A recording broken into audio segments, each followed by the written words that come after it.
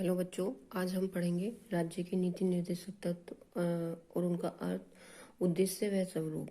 कि नीति निर्देशक किसे कहते हैं, उनके क्या उद्देश्य है और उसका क्या स्वरूप है। नीति निर्देशक तत्व वे निर्देश हैं जिन्हें संविधान ने राज्य को दिए हैं। नीति निर्देशक तत्व वे निर्देश हैं जिन्हें संविधान ने राज्य को दिया है और यह आशा की गई है कि वह किसी बंधन के रूप में नहीं वरन अपने कर्तव्य के रूप में इन्हें चलाएगा, कि उसके ऊपर किसी प्रकार का बंधन नहीं होगा, परंतु यह राज्य का कर्तव्य है कि वह नीति निर्देशक तत्वों को चलाएगा। और यह भारतीय संविधान के चतुर्थ भाग और अनुच्छेद 36 से 51 तक नीति निर्देशों का उल्लेख किया गया है। 36 से 51 तक नीति निर्देशों का उल्लेख किया गया है, जो भाग 4 में वर्णित है। और इसको विभिन्न प्रकार से विभाजित किया गया है इसके तत्वों को, जैसे कि लोक हित सामाजिक व्यवस्था की स्थापना राज्य करेगा। यह राज्य का कर्तव्य है कि वो लोक हित में सामाजिक व्यवस्था की स्थापना करेगा। और नंबर 2 पे आता है ग्राम पंचायतों का गठन। ग्राम पंचायतों का गठन कि भारत गांवों का देश है और इसलिए राज्य का यह कर्तव्य है कि वह भारत के गांव-गांव में पंचायतों का गठन करे तथा इन ग्राम पंचायतों को अधिक से अधिक शक्ति वह अधिकार प्रदान करे।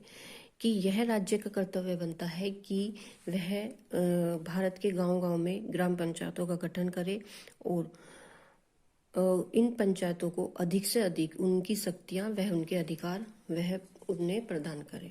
इसके बाद आता है श्रमिकों के लिए उचित वेतन व सुविधाओं की व्यवस्था। कि राज्य का यह भी कर्तव्य है कि वह यह देखे कि प्रत्येक श्रमिक, चाहे वह कृषि में लगा हो, चाहे वह उद्योग धंधों में कार्यरत हो, चाहे वह मानसिक परिश्रम कर रहा हो, चाहे वह शारीरिक परिश्रम कर रहा हो, उसे इतना वेतन अवश्य मिलना चाहिए कि वह अपने जीवन की प्रमुख आवश्यकताएं या आवश्यकताओं की पूर्ति कर सके तथा सुखी जीवन व्यतीत कर सके। उसके बाद आता है कि प्रत्येक राज्य प्रत्येक स्त्री पुरुष को समान रूप से जीविका के साधन प्रदान करे। कि चाहे वो स्त्री हो चाहे वह पुरुष हो, उन्हें समान रूप से जीविका के साधन प्रदान करे।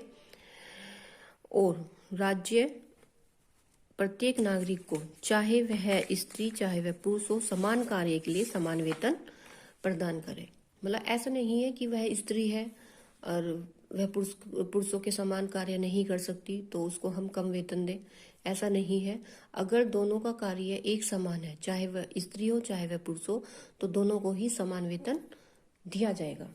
इसके बाद आता है जो स्त्री है गर्भावस्था की अवस्था में है तो उनको सहायता प्रदान की जाए और उन्हें काम करने की सम्मानजनक सुविधा प्राप्त हो तथा उनके गर्भ अवस्था के अवकाश तथा राज्य की उसे सहायता प्राप्त हो।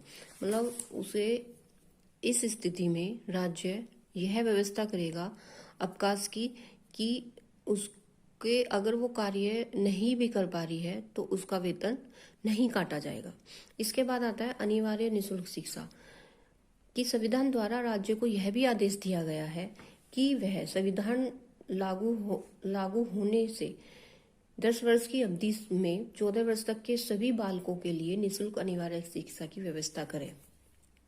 इसके बाद कृषि पशुपालन संगठन की राज्य के नीति निर्देशक तत्वों में कृषि तथा पशुपालन के सुधार की ओर भी ध्यान दिया जाने का निर्देश दिया गया है। कि भारत एक कृषि प्रधान देश है और कृषि पर ही भारत राज्य की उन्नति निर्भर है। इसलिए राज्य का यह कर्तव्य बनता है कि जो ग्रामीण क्षेत्रों से शहरों की तरफ गांवों के व्यक्ति आ रहे हैं तो उन्हें रोके और उनको प्रेरित करे कि वह कृषि में ही अपने कार्य में सुधार लाएं। उसके बाद